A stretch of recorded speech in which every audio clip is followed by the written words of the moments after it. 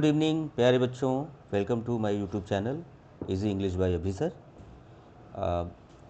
जैसा कि आज आप देख रहे हैं और बच्चों की भी डिमांड आ रही थी कि आज मैंने क्लास 11th की जो हॉर्नबिल बुक है उसका जो फर्स्ट चैप्टर है the portrait of a lady by Khushwant Singh, उसको लेके उसके कुछ डिटेल्ड समरी और कैरेक्टराइजेशन जो भी सारी चीज़ें हैं उसको लेके मैं आज यहाँ आपके समक्ष हाजिर हूँ। और उम्मीद करता हूँ कि आपको मेरा जो डिस्क्रिप्शन है लेसन का वो काफ़ी पसंद आएगा और आपके अपकमिंग एग्ज़ाम के लिए भी काफ़ी हेल्पफुल होगा। ठीक है, तो before start the lesson I would like to introduce mister Khushwant Singh, क्योंकि ये खुशवंत सिंह की अपनी एक ऑटोबायोग्राफी है। उन्होंने अपने जो उनका जो चाइल्डहुड एक्सपीरियंस रहा अपनी ग्रैंड मदर के साथ, उसको यहाँ पे उन्होंने आपसे शेयर किया हुआ है, जो कि चैप्टर के रूप में आपको प्रिस्क्राइब्ड है। ठीक है, तो कुछ मैं आपको खुशवंत सिंह के बारे में बताना चाहूँगा। खुशवंत सिंह ने इस चैप्टर में जो है अपनी जो दादी माँ है, जो ग्रैंड मदर है, उनको यहाँ पे डिस्क्राइब किया हुआ है और and their changing relationship from childhood to adulthood, कि किस तरीके से उनका जो रिलेशनशिप था अपनी ग्रैंड मदर के साथ, वो बचपन से उनके एडल्ट होने तक में किस तरीके से उसमें क्या चेंजेस आए, उसको लेके यहाँ पे उन्होंने काफ़ी बताया हुआ है।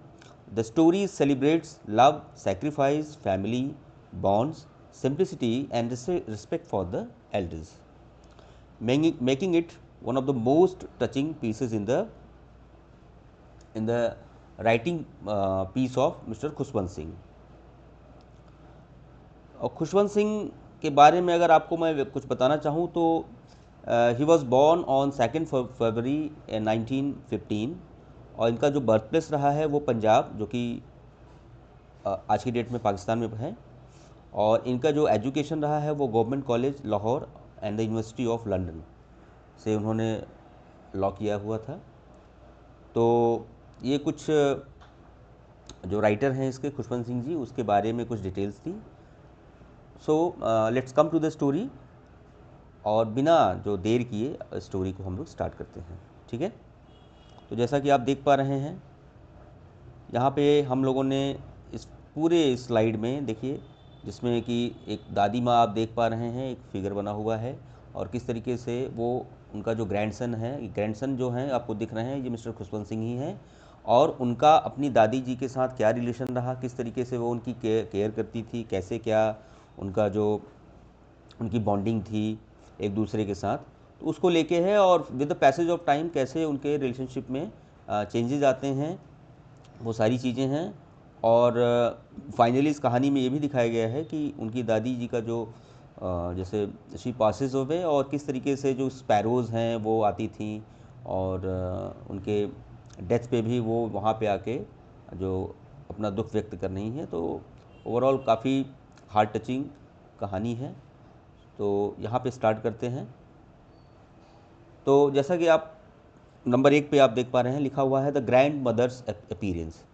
तो यहाँ पे ग्रैंड मदर के अपीयरेंस को बताया जा रहा है कि वो दिखने में कैसे लगती थी। तो she was always old in the author's memory. ठीक है, हमेशा से वो ऑथर्स की मेमोरी में रही हैं, क्योंकि वो उनसे बहुत प्रेम करते थे और दादी माँ भी उनको बहुत मानती थी, बहुत ज़्यादा उनकी केयर करती थी। That's why she was always old in the author's memory. तो कहने का मतलब ये रहा कि ऑथर ने कभी उनको यूथ देखा ही नहीं, उनको हमेशा ओल्ड एज में ही देखा। तो उनकी मेमोरी में वो हमेशा ओल्ड एज में ही वो अपीयर हुई हैं। तो वो वहाँ पे डिस्क्राइब करते हैं कि वो कैसी दिखती थी। वो शॉर्ट थी, यानी बहुत लंबाई नहीं थी, छोटे कद की थी, फैट थी, थोड़ी मोटी थी, स्लाइटली बेंट यानी थोड़ी झुकी हुई, एंड डीपली रिंकल्ड, और उनके चेहरे पे ढेर सारी झुर्रियाँ थीं। ऑलवेज वोर वाइट क्लोथ्स, ठीक है, हमेशा वो जो है सफ़ेद साड़ी पहनती थी। ठीक है, ये देखिए पॉइंट्स बने हुए हैं, इन्हीं को आपको ध्यान से अगर आप देखेंगे तो इसमें दादी जी के बारे में पूरा डिस्क्रिप्शन आपको दिया गया है। ठीक है, तो ऑलवेज वोर वाइट क्लोथ्स, ठीक है, मूव्ड स्लोली, धीरे धीरे चलती थी, and prayed with a rosary, और हाथ में उनके एक जो है रोजरी होती थी, एक रुद्राक्षी माला होती थी, जिसको वो हमेशा जपती रहती थी। और काफ़ी, क्योंकि रिलीजियस थी, पूजा पाठ बहुत करती थी। तो इस तरीके का उनका अपीयरेंस है। और यहाँ पे लिखा हुआ है कि her face was like a winter landscape in the mountain. यहाँ पे एक तुलना की गई, एक तरीके से यहाँ पे बताया गया कि उनका जो चेहरा था उस पर वो कैसा दिखता था, उस पर कैसा ग्लेज था। तो वहाँ पे बताया गया कि जिस तरीके से सर्दी में जो बर्फीले पहाड़ होते हैं वहाँ पे शांति होती है, ठंडी हवाएं चलती रहती हैं। तो कुछ उस तरीके का अपीयरेंस उनको देख के आता था। मतलब एक तरीके से उनको देख के बहुत सुकून मिलता था। उनका चेहरा जो था या उनका जो अपीयरेंस था ओवरऑल काफ़ी सुकून देने वाला था। ठीक है, यानी कि कैसी, काम, ब्यूटीफुल एंड पीसफुल, बिल्कुल शांत, सुंदर और काफ़ी शांतिपूर्ण। तो उनको देख के काफ़ी सुकून मिलता था, ऐसा उनका अपीयरेंस था।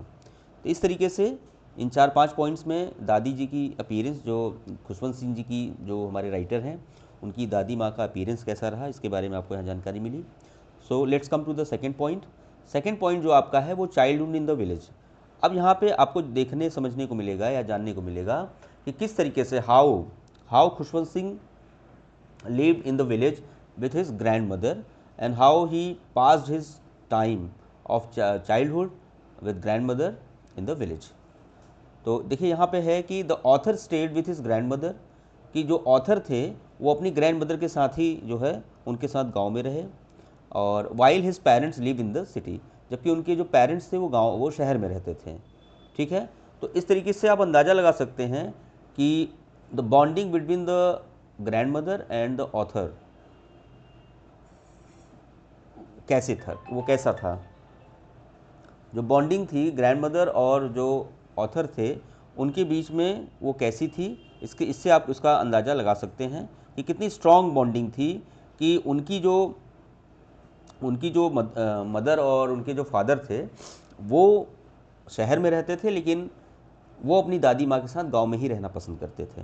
ठीक है, तो she took care of everything, that's why she took care of everything as he loved to stay with her grandmother, his grandmother in the village। अब वो क्या उनकी केयर करती थी, जैसा कि आप स्लाइड में देख पा रहे हैं, छोटे छोटे इसमें पिक्चर्स बने हुए हैं। She used to woke up him up early, वो उनको सुबह जल्दी जगा दिया करती थी। बैथड एंड ड्रेस्ड हिम, ठीक है, उनको नहलाती थी, उनको तैयार करती थी। ठीक है, प्रिपेयर्ड ब्रेकफास्ट, उनके लिए नाश्ता बनाती थी। ठीक है, वॉकड हिम टू स्कूल, उनके साथ स्कूल जाती थी, साथ में उनको स्कूल लेके जाती थी। ठीक है, और रास्ते में जो फेड स्टाइल चपातीज़ होती थी, वो रास्ते में जो बची हुई बासी रोटियां होती थी उनको भी लेके जाती थी। और जो स्ट्रे डॉग्स होते थे, यानी कि जो घुमंतू कुत्ते होते थे या स्ट्रीट डॉग्स होते थे, उनको वो खिला देती थी। ठीक है, और इस फिगर में देखिए लिखा हुआ है कि school was in a temple, यानी स्कूल का जो प्रीमाइसेस था उससे लगा हुआ एक टेम्पल भी था। And it taught letters and values, और इस स्कूल में लेटर्स यानी कि जो है व्याकरण की चीज़ें, और कुछ लेटर्स पढ़ाए जाते थे, अल्फ़ाबेट्स पढ़ाए जाते थे उनकी स्कूल में। और उसी से लगे हुए मंदिर में वो उनका इंतज़ार करती थी जब तक कि स्कूल ख़त्म नहीं हो जाता था। ठीक है, she waits for the writer for his grandson, for her grandson until the school gate ended.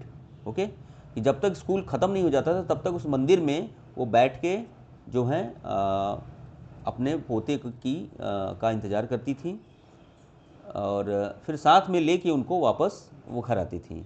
तो यहाँ पे देखिए इस तरीके से दिखाया गया है कि ये दोनों बेस्ट फ्रेंड थे। At this stage they were the best of friend. ठीक है, इस स्टेज पे ये ऐसा था कि उनके बीच की जो बॉन्डिंग थी, थे तो रिलेशनशिप उनका ग्रैंडसन और ग्रैंड मदर का था, लेकिन उनके बीच में जो बॉन्डिंग थी वो बहुत अच्छी थी। ठीक है, अब यहाँ पे समय बीतता गया and the time came when they move to the city. ठीक है, अब यहाँ पे ये दिखाया गया है कि समय बीता और जब जो विलेज में जो स्कूलिंग थी वो ख़त्म हो गई तो उनको फिर शहर जाना पड़ा। ठीक है, तो बोथ द यानी grandson and the grand mother went to the city. ठीक है, तो यहाँ पे parents called them to the city. अब जो खुशवंत सिंह के पेरेंट्स थे उन्होंने उनको सिटी में बुला लिया, शहर में रहने के लिए बुला लिया। Author went to an school by bus, तो ऑथर जो थे एक इंग्लिश स्कूल था, एक पब्लिक स्कूल था, और वहाँ पे वो बाई बस जाने लगे। ठीक है। अब गांव में जो दादी माँ थी उनको सुबह उठाती थी, उनको ड्रेसअप करती थी, उनको नाश्ता खिलाती थी और उनको साथ में लेके स्कूल भी जाती थी, और फिर जब स्कूल ख़त्म हो जाता तो साथ में लेके आती भी थी। तो इस तरीके से एक ठीक ठाक, इन this way they spend a lot of time with each other. लेकिन यहाँ पे थोड़ा सा सीन सिनेरियो चेंज था, क्योंकि अब ये शहर में आ गए थे और ऑथर को, एक ऑथर का जो एडमिशन था वो एक पब्लिक स्कूल में कराया गया था, एक इंग्लिश स्कूल में कराया गया था, और जो बस थी वो उनको पिक करने के लिए आती थी, स्कूल बस उनको पिक करने के लिए आती थी। तो यहाँ पे इन दोनों के इन दोनों को उस तरीके से टाइम स्पेंड करने का टाइम नहीं मिलता था जिस तरीके से वहाँ पे गांव में मिलता था। ठीक है। तो यहाँ पे कुछ चेंजेस आप देख पा रहे हैं उनके रिलेशनशिप, और उनका जो आपस में एक दूसरे के साथ जो टाइम स्पेंड करती थी उसमें चेंजेस आप देख पा रहे होंगे। ठीक है। Grand mother disliked modern education. ठीक है। तो ग्रैंड मदर जो थी, तो उसमें जो मॉडर्न जो एजुकेशन था उसमें जो चीज़ें होती थी उनको पसंद नहीं आती थी, क्योंकि वो एक ट्रेडिशनल, एक पारंपरिक एक महिला थी। तो उनको पब्लिक स्कूल की बहुत सी चीज़ें उनको पसंद नहीं करती थी, वो उसे एग्री नहीं करती थी। ठीक है। और she felt it had no teaching about God और मॉरल वैल्यूज़। ठीक है। तो उनको हमेशा कंप्लेंट रहती थी कि जो भी करिकुलम था स्कूल का, पब्लिक स्कूल का, उसमें कहीं भी there was no space for the teaching about God और मॉरल वैल्यूज़। तो भगवान को लेके न कहीं उसमें टीचिंग थी कि उसको परमात्मा के बारे में बताया जाए बच्चों को, या फिर जो मॉरल वैल्यूज़, जो नैतिक शिक्षा नहीं दी जाती थी पब्लिक स्कूलों में। That's why they always disagree with the curriculum of the public school. ठीक है। तो इस तरीके से पब्लिक स्कूल को लेके उनका अपना जो एक ओपिनियन था वो अच्छा नहीं था। ठीक है। अब यहाँ पे हम बात करते हैं म्यूज़िक अनदर डिसएग्रीमेंट। तो जिस तरीके से हम बात कर सकते हैं, क्योंकि अब ऑथर जो है वो शहर में आ गया है और एक पब्लिक स्कूल में पढ़ रहा है, और वहाँ पे उसको म्यूज़िक जो है पढ़ना पड़ रहा है। म्यूज़िक उसका जो सिलेबस है उसमें म्यूज़िक भी है, म्यूज़िक का एक पार्ट है। तो वो उसको लेके एक उनका दूसरा अपना डिसएग्रीमेंट था, वो उसको पसंद नहीं करती थी। ठीक है। Another learn music in school. Author learn music in school. Author जो कि स्कूल में म्यूज़िक सीखता था। Grand mother believed, grand mother का ये अपना मानना था या उनका ये विश्वास था कि म्यूज़िक वॉज फॉर बेगर्स, कि म्यूज़िक किसके किसके लिए था, वो भिखारियों के लिए था। एंड एंटरटेनर्स, और जो मनोरंजन करने वाले लोग हैं, गाने बजाने वाले लोग हैं, उनके लिए है। Not for respected people. ठीक है। तो ये जो एक रिस्पेक्टेड जो लोग हैं, जो एलीट लोग हैं, उनके लिए नहीं था म्यूज़िक। ठीक है। तो ऐसा था भी कि पुराने ज़माने में गाना बजाना या फिल्मों में काम करना, इस तरीके से ये अच्छा नहीं माना जाता था। अच्छी फैमिलीज़ के लोग इन सब चीज़ों में इन्वॉल्व होते थे, तो लोग पसंद नहीं करते थे। ठीक है। तो she never argued but accepted silently. उनका डिसएग्रीमेंट तो था इन सब चीज़ों को लेके, पब्लिक स्कूल का जो करिकुलम, जो सिलेबस था उसको लेके तो था, लेकिन उन्होंने कभी इस पर बहस नहीं की। She never argued but accepted silently. लेकिन बल्कि उन्होंने इसको बहुत चुपचाप इसको एक्सेप्ट कर लिया। ठीक है। उनको ये लगा कि as the time is getting change, so that's why she accepted all all the curriculum of the school, जो भी था, तो उसको वो एक्सेप्ट कर ले, उन्होंने एक्सेप्ट किया। भले ही उनका अपना डिसएग्रीमेंट था, उनके ओपिनियन में वो चीज़ें ठीक नहीं थी, लेकिन फिर भी उन्होंने उसको एक्सेप्ट किया। ठीक है। अब यहाँ पे हम देखते हैं कि किस तरीके से मेन कैरेक्टर के बारे में अगर हम बात कर लें, तो मेन कैरेक्टर क्या क्या है आप देख सकते हैं। सबसे पहले ग्रैंड मदर हैं, जो कि कैसी हैं, लविंग हैं, केयरिंग हैं और सेल्फलेस हैं। ठीक है। तो यहाँ पे ग्रैंड मदर हैं, जो कि जिनके बारे में बताया जा रहा है कि वो बहुत अपने जो ग्रैंडसन उनको बहुत प्रेम करती हैं, बहुत उनकी केयर करती हैं, और सेल्फलेस हैं। ठीक है। डीपली रिलीजियस, यानी काफ़ी धार्मिक महिला हैं, पूजा पाठ बहुत करती हैं, एंड फेथफुल हैं। ठीक है। काइंड थी, पेशेंट थी, यानी कि काफ़ी दयालु थी, काफ़ी धैर्यवान थी, डिसिप्लिन थी, अनुशासित भी थी, एंड कॉम्पैशनेट थी, और काफ़ी उनका जो हृदय था वो दया से भरा हुआ था।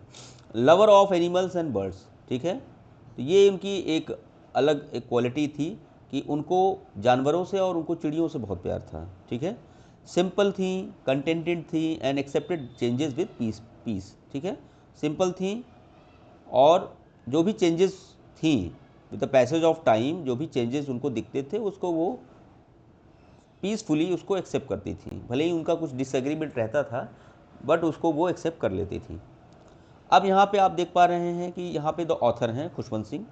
ये कैसे थे? एक लविंग ग्रैंडसन थे, यानी अपनी दादी माँ के बहुत प्यारे ग्रैंडसन थे। क्यूरियस थे, काफ़ी उत्सुक थे, सेंसिटिव थे और and respectful.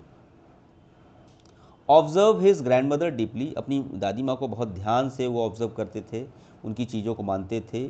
She always used to obey his grand mother, ठीक है, और उनको डीपली वो उनको ऑब्जर्व करते थे। एज ही ग्रोज ओल्डर, ठीक है, और जब जैसे ही वो बड़े हुए, मॉडर्न एजुकेशन क्रिएट्स डिस्टेंस, तो जो मॉडर्न एजुकेशन था वो उनके बीच में डिस्टेंस लेके आया, उनके बीच में काफ़ी डिस्टेंसेस आ गए मॉडर्न एजुकेशन की वजह से। Because they don't get lots of time to spend with each other, क्योंकि उनको बहुत ज़्यादा समय नहीं मिलता था एक दूसरे के साथ टाइम स्पेंड करने के लिए। जैसा कि गांव में उनको since morning till end of the school वो पूरा टाइम अपने ग्रैंडसन के साथ बिताती थी और ग्रैंडसन भी उनके साथ अपना बिताते थे। खुशवंत सिंह भी अपनी दादी जी के साथ अपना टाइम काफ़ी स्पेंड करते थे। लेकिन जो मॉडर्न एजुकेशन है, when they went to the city and the author get admitted in a public school, in English school, and a school bus used to collect him daily for the school. तो इस तरीके से उनके बीच में काफ़ी distances हो गए, मतलब उनको अच्छा खासा टाइम नहीं मिलता था कि वो एक दूसरे के साथ बैठें, स्पेंड करें, ठीक है, जैसा कि वो अपने पास टाइम में यानी कि अपने गांव में एक दूसरे के साथ स्पेंड करते थे। But love and respect Riemann, लेकिन उनके बीच में जो प्रेम था, जो रिस्पेक्ट था, वो मेंटेन था एज यूजुअल, ठीक। अब यहाँ पे जो कैरेक्टर्स की बात करें वो पेरेंट्स हैं, जो कि ऑथर के पेरेंट्स हैं, ठीक है। तो लिव इन द सिटी, जैसा कि आपको पहले ही बता दिया गया था कि वो लोग वहाँ से चले गए थे गांव से, और लोग शहर में बहुत पहले से रहते थे। लेकिन जो ग्रैंडसन थे, जो उनका बेटा था, जो कि ऑथर हैं, वो किसके साथ रहता था? वो अपनी दादी माँ के साथ रहता था, ठीक है। Bring the author and grandmother to the city, ठीक है। तो after some time they called both, यानी the grand mother and their son to the city, ठीक है। अब यहाँ पे टीचर की बात है, तो स्कूल में टीचर्स होते थे, यानी कि जो जिस स्कूल में वो खुशवंत सिंह पढ़ते थे, तो वो रिप्रेजेंट मॉडर्न एजुकेशन, ठीक है। तो जो आधुनिक जो एजुकेशन था, यानी कि जो आधुनिक शिक्षा थी, उसको यहाँ पे ये टीचर रिप्रेजेंट कर रहे हैं।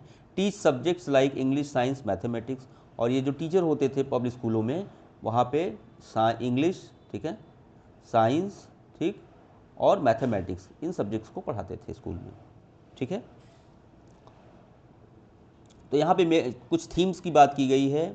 ग्रैंड मदर्स अनकंडीशनल लव, तो ग्रैंड मदर का जो अपने ग्रैंडसन से जो प्रेम था वो अनकंडीशनल था, यानी बिना किसी शर्त का था, काफ़ी ज़्यादा, क्योंकि बोथ द पर्सन, यानी means grand mother and the grandson spend a lots of time with each other in the village, ठीक है।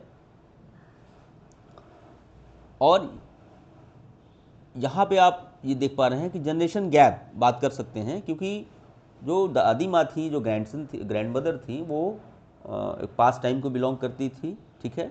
इसलिए उनके हिसाब से अपनी कुछ चीज़ें जो उनको दिखता था, उनकी अपनी ओपिनियंस होती थी, उनका अपना डिसएग्रीमेंट होता था।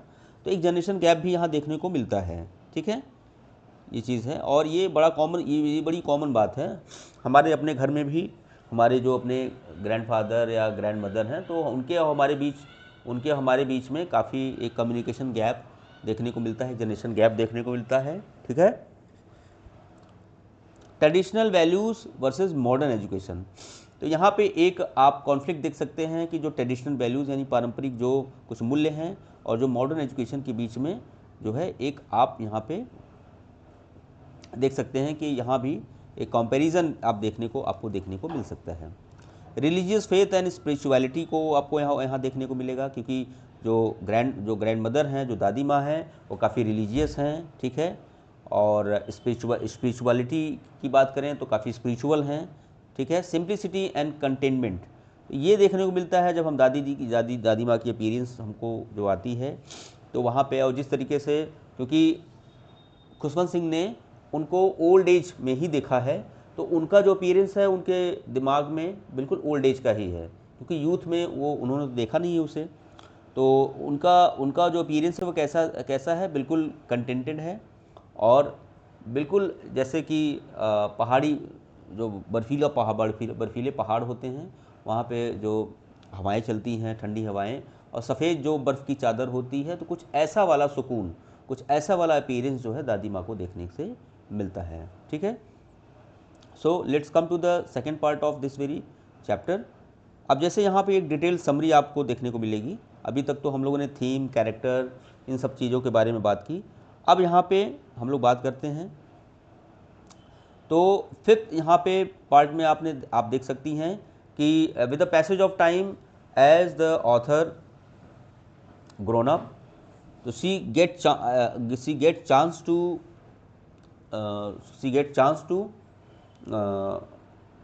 स्टडी इन यूनिवर्सिटी, ठीक है। अभी क्योंकि ऑथर बड़ा हो गया, अभी इसकी स्कूलिंग ख़त्म हो चुकी है, और इस तरीके से ऑथर जो है got his own room in the university. तो वो ऑथर जो है यूनिवर्सिटी में पढ़ने के लिए जाता है। तो जो पहले वो घर रहता था, एक पब्लिक स्कूल में पढ़ता था, लेकिन घर तो रहता था, तो आफ्टर स्कूल दादी माँ के साथ कुछ टाइम स्पेंड करने को मिलता था, रूम शेयर करने को मिलता था, साथ में सोते थे दोनों लोग एक ही रूम में। लेकिन अभी जो टाइम है वो चेंज हो गया, as he now grown up and started to go to university, और जहाँ पे यूनिवर्सिटी में उसको एक रूम मिल गया है, ठीक है। They spend little time together. अभी जो है दादी माँ और जो ऑथर हैं उनको बहुत कम समय मिलता है, वो एक दूसरे के साथ टाइम स्पेंड नहीं कर पा रहे हैं। Grand mother spend her time in prayer, ठीक है।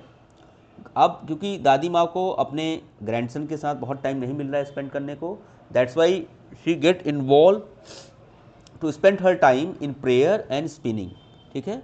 तो भगवान की पूजा पाठ और स्पिनिंग, यानी वो चरखा चलाती थी, उसमें उनका टाइम ज़्यादा अब जाने लगा, ठीक है। रीडिंग बुक्स, रिलीजियस बुक, और वो कुछ धार्मिक किताबें पढ़ती थी, ठीक है। एंड फीडिंग स्पैरोज, और स्पैरोज को जो है वो दाने देती थी।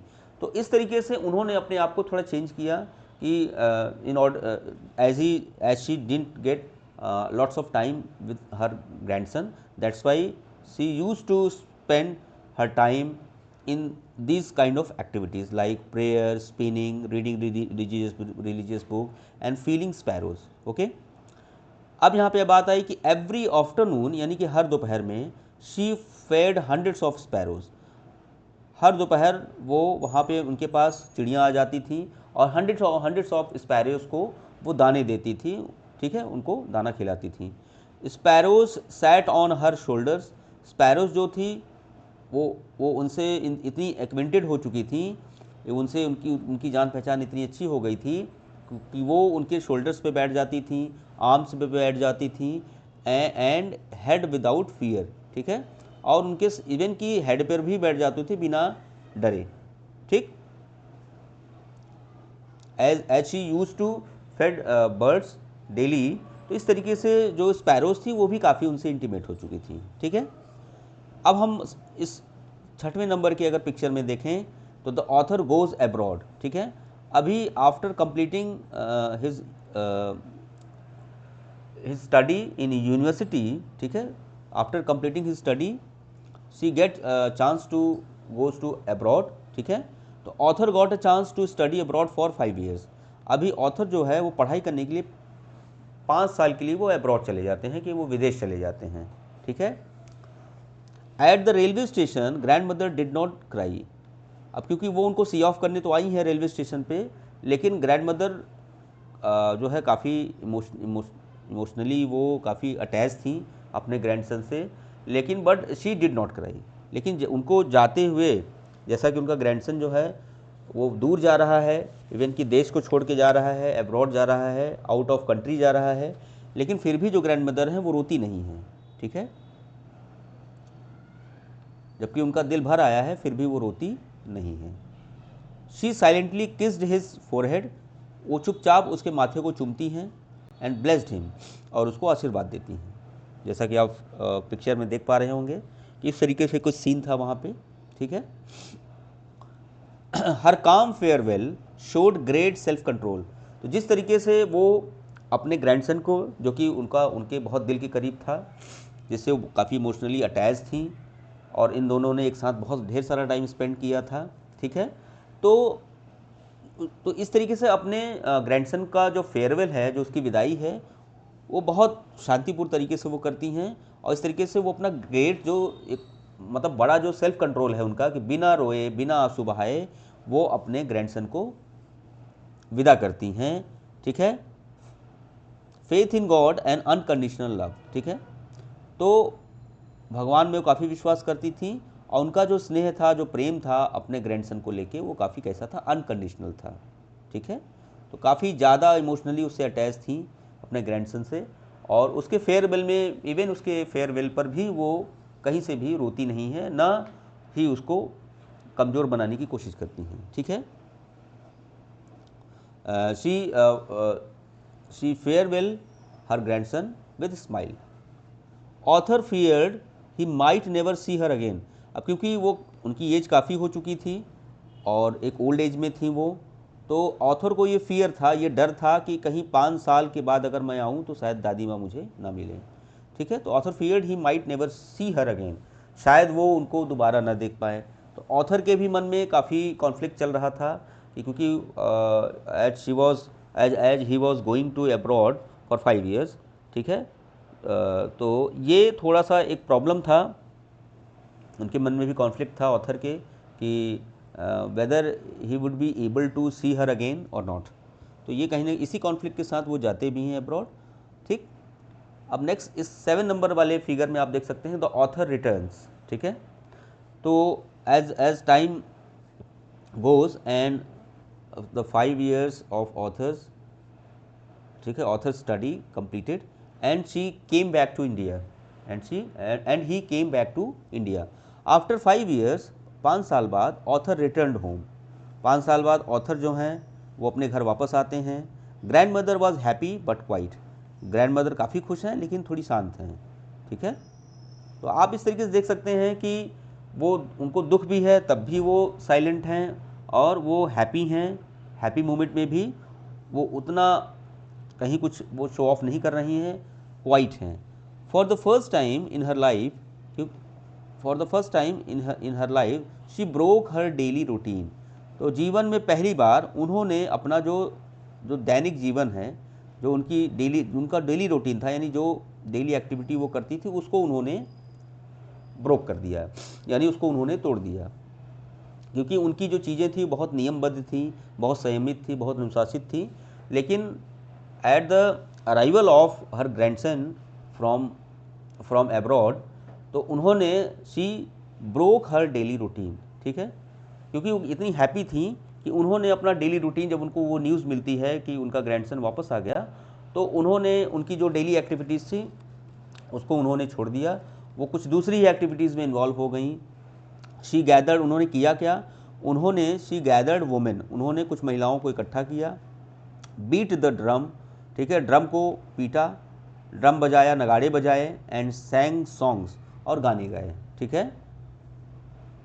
As her grandson was coming to came to India, came to home back, that's why she was very happy, and she gathered women, beat the drum and sang songs, celebrating the return of soldiers.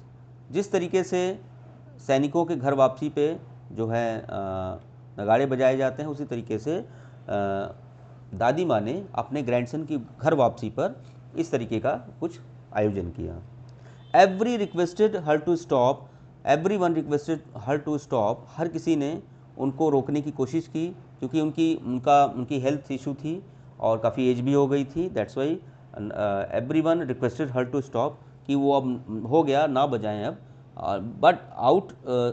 But she continued joyfully, लेकिन वो खुशी के मारे इतनी खुशी के मारे उन्होंने अपना वो जो एक्टिविटी था यानी नगाड़े बजाने का जो काम था वो उन्होंने जारी रखा, वो रुकी नहीं किसी के कहने पर भी। ठीक, अब हुआ क्या,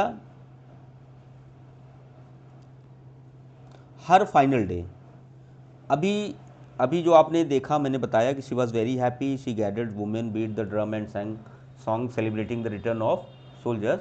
तो अपने at the arrival of her grandson she was very happy and she as I told you earlier in the very previous picture, जैसा कि आप देख पा रहे हैं कि इस पिक्चर में आप देखिए तो यहाँ पे आपको दिख रहा है किस तरीके से जो ग्रैंड मदर हैं वो काफ़ी खुश हैं और किस तरीके से वो उसको सेलिब्रेट करती हैं अपने ग्रैंडसन के अराइवल को।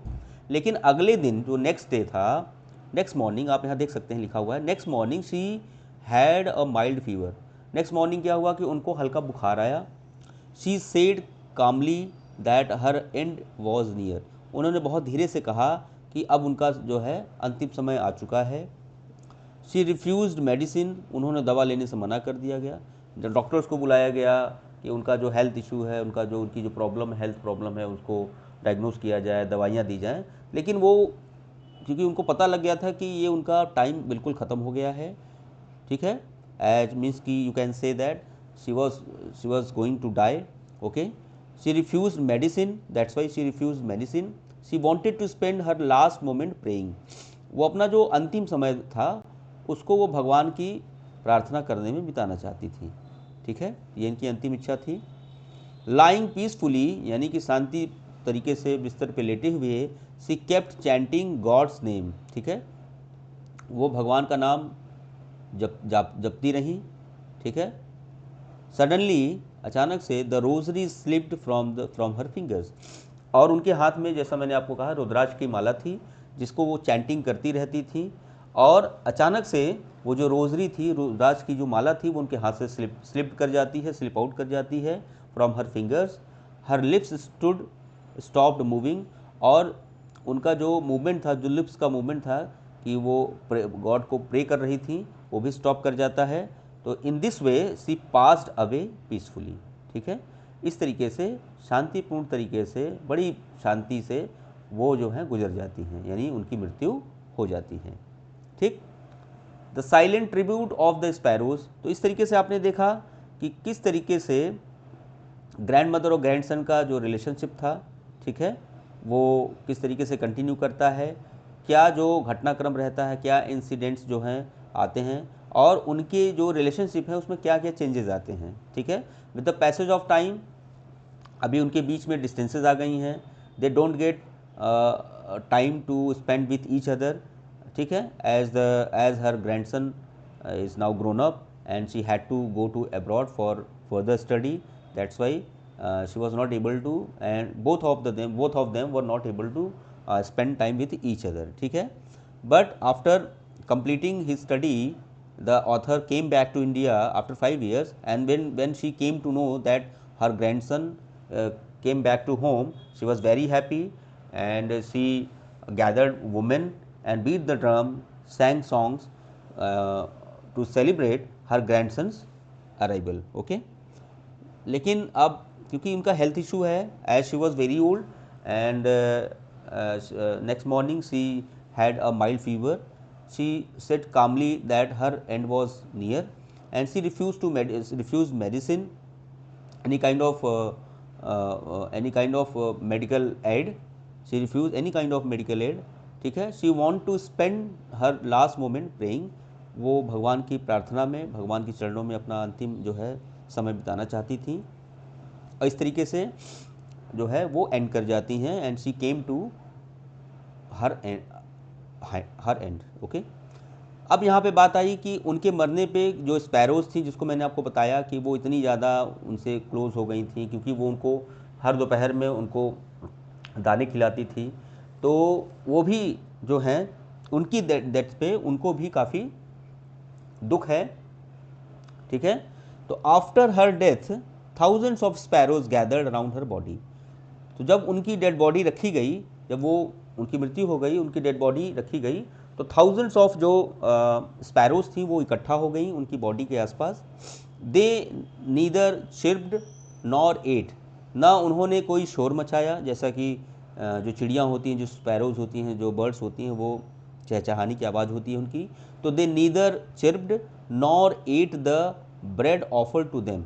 और उनकी बहू ने जो है उनको, क्योंकि वो भी देखती थी कि जो बर्ड्स थी उनको वो फीड कर, उनको वो खाना देती थी, तो उनकी बहू ने उनको कुछ ब्रेड दिए, लेकिन उन्होंने, उन बर्ड्स ने उस ब्रेड को नहीं खाया और ना ही किसी प्रकार का उन्होंने शोर मचाया। ठीक है, तो इस तरीके से birds were also quite sad at the death of the grand mother. Okay, after the funeral प्रोसेसन left, तो जब उनका जनाजा जो है निकल गया, the birds quietly flu away, तो जब उनकी डेड बॉडी वहाँ से चली गई घर से, तो शांतिपूर्ण तरीके से जो बर्ड्स थी, जो थाउजेंड्स ऑफ बर्ड्स जो वहाँ पे गैदर्ड हुई थी, दे फ्लू अवे, वो सभी उड़ गई।